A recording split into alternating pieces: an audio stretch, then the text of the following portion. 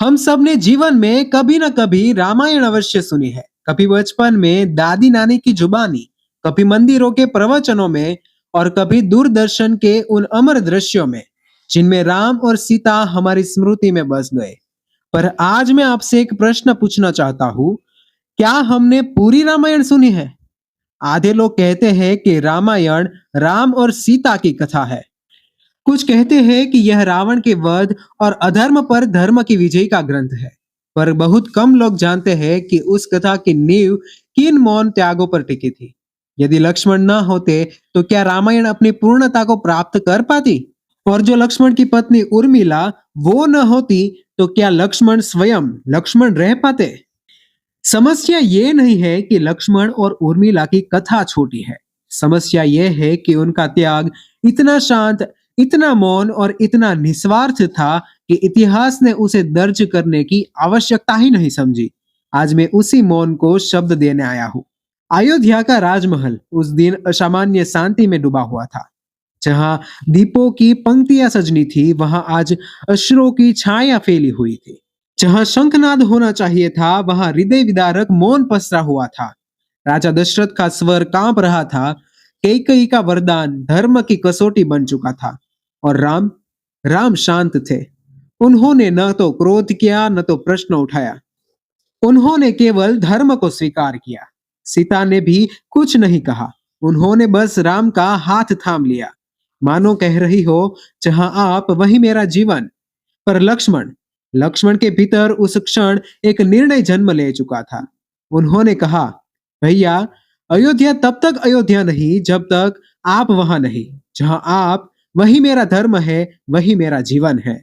वनवास की पहली रात आई। वन का अंधकार गहरा था। वृक्षों की सरसराहट अनजानी थी और दूर से आती पशुओं की आवाजें भय उत्पन्न कर रही थी।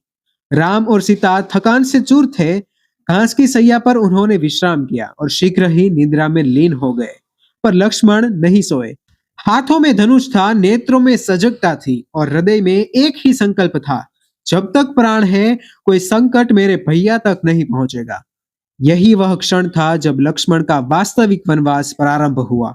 रात और गहरी हो गई। अचानक वायु में एक दिव्य सुगंध फैल गई। वन का अंधकार हल्के प्रकाश में परिवर्तित हो गया। लक्ष्मण के सामने एक अलौकिक तेजस्विनी स्त्री प्रकट हुई। नेत्रों में करुणा, मुख पर अपार शांति। वे थी निद्रा देवी। उन्होंने मधुर स्वर में कहा, वत्स लक्ष्मण, संसार में कोई भी प्राणी निद्रा के बिना जीवित नहीं रह सकता। अब तुम भी विश्राम करो। लक्ष्मण ने विनम्रता से हाथ जोड़ दिए और कहा, हे देवी, मैं अपने लिए नहीं, अपने भाई राम और भाभी सीता की रक्षा के लिए जागना चाहता हूँ। यदि संभव हो तो मुझे ऐसा वरदान दीजिए कि 14 वर्ष तक मेरी आंखों में नींद न आए। निद्रा देवी कुछ क्षण मौन रही, फिर बोली, वत्स, त्याग कभी अकेला नहीं होता। यदि तुम जागोगे तो किसी और को तुम्हारे स्थान पर सोना होगा। और उसी क्षण लक्ष्मण के मन में एक नाम आया, उर्मिला, उनकी पत्नी का। अयोध्या की राजकुमारी लक्ष्मण की पत्नी कोमल, शांत और विवेकशील थी। निद्रा देवी उर्मिला के कक्ष में पहुंची। उर्मिला ध्यान मग्न थी। देवी ने उन्हें सब कुछ बताया। उसी क्षण उर्मिला ने न तो कोई प्रश्न किया, न तो कोई शर्त रखी। उन्होंने शांत स्वर में कहा, यदि मेरे सोने से मेरे स्वामी जाग सकते हैं और यदि उनके जागने से राम और सीता सुरक्षित रह सकते हैं, तो यह त्याग मेरे लिए सौभाग्य है। और उसी क्षण उर्मिला गहरी निद्रा में चली गई। 14 वर्षों तक न कोई स्वप्न, न कोई जागरण, न पीड़ा का कोई शब्द। और उधर वन में लक्ष्मण एक भी रात नहीं सोए। राक्षस आए, आंधियां चली, भूख लगी, शरीर थका, पर उनकी आंखों में नींद आई ही नहीं। इसी कारण शास्त्रों में उन्हें गुदाकेश कहा गया है। लक्ष्मण को दूसरे नाम गुदाकेश से भी जाना जाता है। जिसने निद्रा को जीत लिया वो गुदाकेश कहलाता है। पर सत्य यह है कि लक्ष्मण ने निद्रा को नहीं जीता, उर्मिला ने निद्रा को अपने भीतर समेट लिया। रामायण केवल राम की कथा नहीं है, यह केवल सीता की पीड़ा का वर्णन नहीं है।